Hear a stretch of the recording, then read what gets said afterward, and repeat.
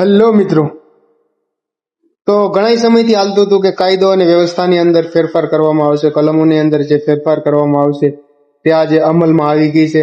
અને આજથી જે ફેરફાર કરવામાં આવ્યો છે એ કલમો લાગુ થશે. એની અંદર ફેરફાર જે અમુક મોટા ગુનાહિત જે કાયદાઓ છે એની જે કલમોની અંદર ફેરફાર કરવામાં આવ્યો છે એ છે 124, 144, 302, 307, 376, 420. આવી અનેક કલમોની અંદર જે ફેરફાર કરવાની અંદર આવ્યો છે, જે ફેરફાર કરવામાં આવ્યો છે, તો હું તમને વિસ્તારપૂર્વક બતાવું કે કઈ કઈ કલમની અંદર કયો ફેરફાર આવ્યો. કે વાત કરું એક કલમ નંબર 124 ની, તો કલમ નંબર 124 ની અંદર રાજદ્રોહ ગુનો જે લખવામાં આવતું હતું બ્રિટિશ શાસન વખતથી, અને એની અંદર ફેરફાર કરવામાં આવ્યો છે અને ભારતીય ન્યાય સંહિતા ચેપ્ટર નંબર 7 રાજ્ય ગુનો કરનારને દેશદ્રોહ ગુનો તરીકે મૂકવામાં આવ્યો છે. 124 ની અંદર શબ્દની અંદર ફેરફાર કરવામાં આવ્યો છે. જે પહેલા રાજદ્રોહ ગુનો લખવામાં આવતું હતું, આજે હવે નવા કાયદાની અંદર કલમ નંબર 124 ની અંદર દેશદ્રોહ ગુનો કરી દેવામાં આવ્યો છે. અને કલમ નંબર 144 ની વાત કરીએ તો આઈપીસી કલમ નંબર 144 ઘાતક હથિયારો લઈને ગેરકાનૂની સભામાં સામેલ થનાર માટે સજાની જોગવાઈ કરાઈ છે. આ કલમને ભારતીય ન્યાય સંહિતા ચેપ્ટર નંબર 11 માં સાર્વજનિક શાંતિ વિરુદ્ધ કરાયેલા ગુનાની શ્રેણીમાં મૂકવામાં આવેલ છે, જે હવે કલમ નંબર 187 તરીકે ઓળખાશે. કલમ નંબર 144 ને બદલે હવે કલમ નંબર 187 થી જે કંઈ કાર્યવાહી કરવામાં આવશે તે પોલીસ 187 ઉપર કાર્યવાહી કરશે. અને વાત કરીએ કલમ નંબર 302 ની, તો અગાઉ કોઈની હત્યા કરાઈ હોય અને આરોપીને કલમ નંબર 302 હેઠળ સજા કરવામાં આવતી હતી. હવે આવા આરોપીઓને કલમ નંબર 101 હેઠળ સજા કરવામાં આવશે, 101 હેઠળ ગુનો દાખલ કરવામાં આવશે.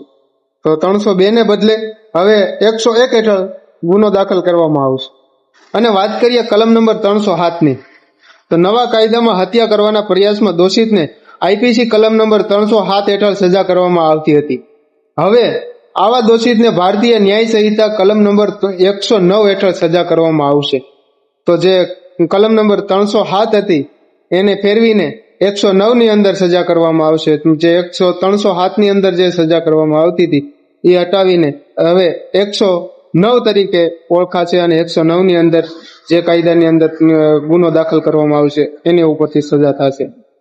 અને દુષ્કર્મ માટેની જે કલમ નંબર 376 હતી, દુષ્કર્મ માટેની સજા પહેલા આઈપીસી કલમ નંબર 376 માં સમાઈ હતી. નવા કાયદામાં તેને કલમ નંબર 63 માં સમાઈ છે.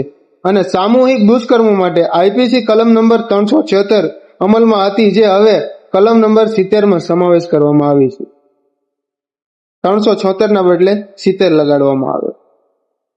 અને કલમ નંબર 420 ની વાત કરીએ તો ભારતીય ન્યાય સંહિતા છેતરપિંડી અને ઠગાઈના કેસમાં કલમ નંબર 420 લગાડવામાં આવતી હતી, જે હવે નવી કલમ 316 તરીકે ઓળખાશે. 420 ના બદલે હવે છેતરપિંડી અથવા ઠગાઈના કેસની અંદર 316 લગાડવામાં આવશે. ભારતીય ન્યાય સંહિતામાં શું બદલવામાં આવ્યું છે? ભારતીય દંડ સંહિતામાં 511 કલમો હતી, જ્યારે ભારતીય ન્યાય સંહિતામાં 358 કલમો જે રાખવામાં આવી છે. સુધારા સાથે તેમાં નવા 20 ગુનાઓને સામેલ કરવામાં આવ્યા છે. 33 ગુનાઓ માટે સજા મુક્ત વધારવામાં આવી છે, અને 83 ગુનાઓમાં દંડની રકમ વધારવામાં આવી છે, જે 23 ગુનાઓમાં ઓછામાં ઓછી.